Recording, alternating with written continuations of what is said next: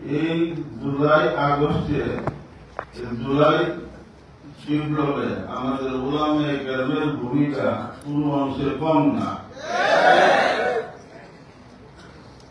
সেই চেতনার আলোকে যেখানে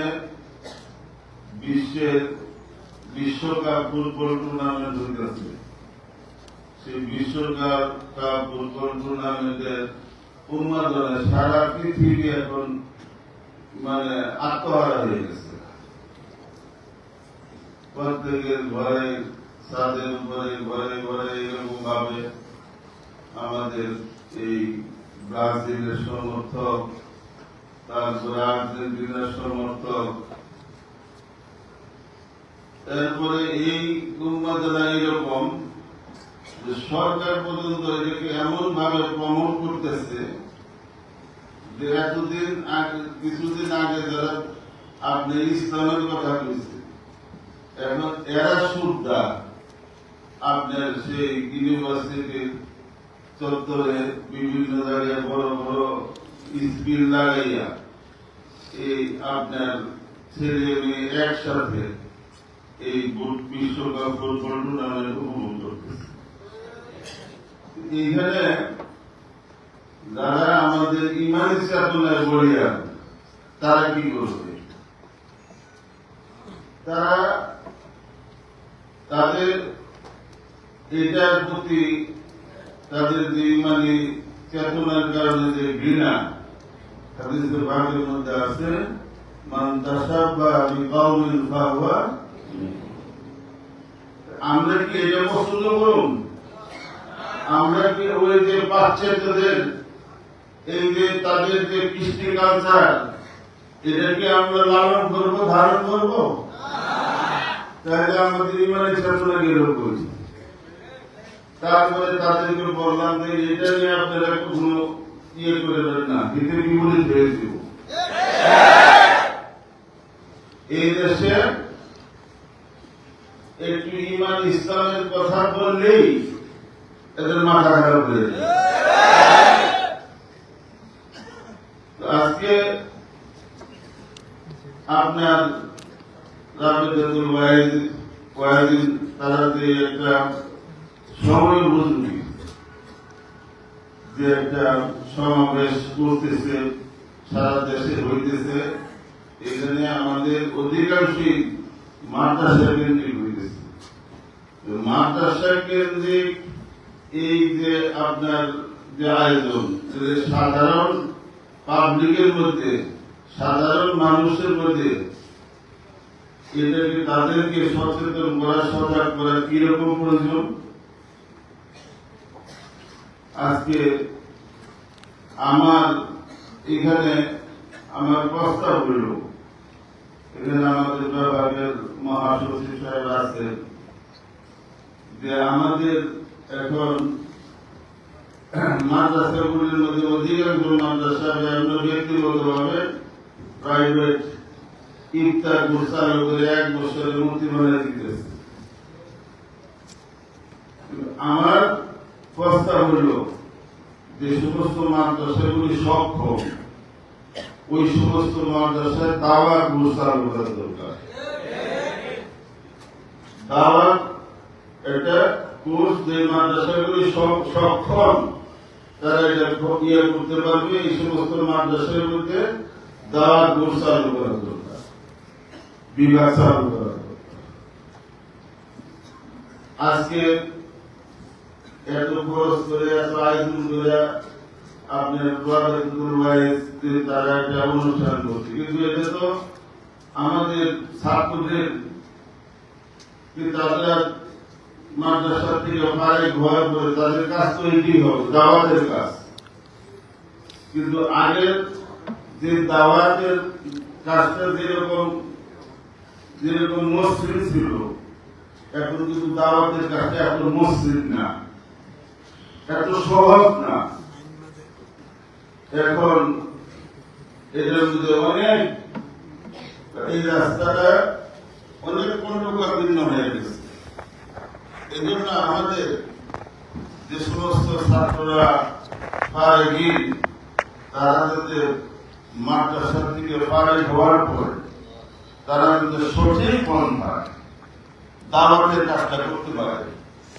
এখন আপনার এই দাওয়াতের মেহনতটা যেটা এমন একটা মকবুল কাজ, যেটা দাওয়াত তবলীগের মেহনতটা, এটা আগের তুলনায় এখন অনেকটা ভাটা বসছে না? আগের অবস্থা নাই কিন্তু এখন প্রত্যেকটা মাদ্রাসাকে এই তিনটা লাইনের মেহনতের সমন্বিত মার্কাজ বানিয়ে দিব, তিনটা লাইনের মেহনতের কেন্দ্র বানিয়ে দিব। একটা হলো তালিমের কাজ, আরেকটা হলো দাওয়াতের কাজ, আরেকটা হলো তাসকিয়াতুন নফসের কাজ। প্রত্যেকটা মাদ্রাসা ভিত্তিকে মেহনত করতে হবে।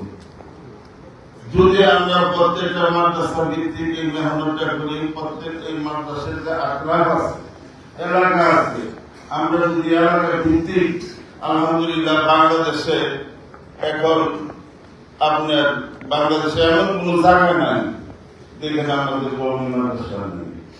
এখন ধরেন ওইটার ঝগড়াঝাটি হওয়ার কারণে কিছুটা সীমিত হয়ে গেছে। এখন এই কাজটা আমাদের সামাল দিতে হবে না, এই কাজটা আমাদেরকে করতে হবে না। এই জন্য প্রত্যেকটা মাদ্রাসা ভিত্তিক এই কাজটা করা উচিত। 2 নম্বর, এই জন্য যে সমস্ত মাদ্রাসাগুলি সক্ষম তাদের বিভাগের মাধ্যমে এই সমস্ত মাদ্রাসার মধ্যে দাওয়া বিভাগ চালু করা। আরেকটা প্রস্তাব হলো, এই যে আজকে আপনার যে যার জন্য আমাদের ওলামায়ে কেরাম শাপলা চত্বরে রক্ত দিচ্ছে, হাজার হাজার ওলামায়ে কেরাম আপনার শহীদ হয়েছে, গুম খুন হয়েছে, জেলে নির্যাতিত হয়েছে। আমাদের দাবিটা কি ছিল? হেফাজতে ইসলামের দাবি ছিল ব্লাসফেমিয়ান, কুরআন, আল্লাহ রাসূল, কুরআন হাদিস এর অবমাননা জন্য হযরত শেখুল ইসলাম আল্লামা শফি রহমাতুল্লাহ আলাইহির নেতৃত্বে যে একটা তৌহিদি জনতার ঐক্য হয়েছিল, এক প্রধান যে দাবিটা ছিল সেটা হল ব্লাসফেমিয়ান, তাই না? আজকে দেখেন এই ব্লাসফেমি আইন না থাকার কারণে হিজবুত তাওহীদ বলেন, অন্যান্য যে সমস্ত এই বাতিল যেভাবে মাথা চালাতে হচ্ছে, একটা এই আইনটা যদি ব্লাসফেমি আইনটা, যেটা আপনার ধর্ম অবমাননার আইন, এই আইনটা যদি থাকতো তাহলে কিন্তু এগুলো এত মাথা চালাতে উঠতে পারত। এই জন্য এখন আমাদের এই রাবেতাতুল ওয়াইজের যারা আছে, ওনারা তো মাঠে ময়দানে কাজ করতেছে, করবে, কিন্তু তাদের দায়িত্ব আজকে একটা সমাবেশ করছে, কিন্তু আমাদের এটা যদি ধারাবাহিক ভাবে এই মেহনতটা থাকে, ধারাবাহিক ভাবে এই মেহনতটা থাকে, যে প্রত্যেকটা মাদ্রাসার মধ্যে এই আপনার এরকম দাওয়া বিভাগ প্রত্যেকটা যেগুলি মাদ্রাসা সম্ভব। আরেকটা বিষয় আপনাদেরকে সতর্ক করতে চাই, এই পর্যন্ত এই দেশ স্বাধীন হওয়ার পরে 47 সনের পর আজ পর্যন্ত এই দেশে ইসলামী বান্ধব কোন সরকার আসেনি। সরকার পরিবর্তন হয়েছে কিন্তু নীতির পরিবর্তন হয়নি। আজকে আমাদের অবস্থা এরকম টালমাটাল।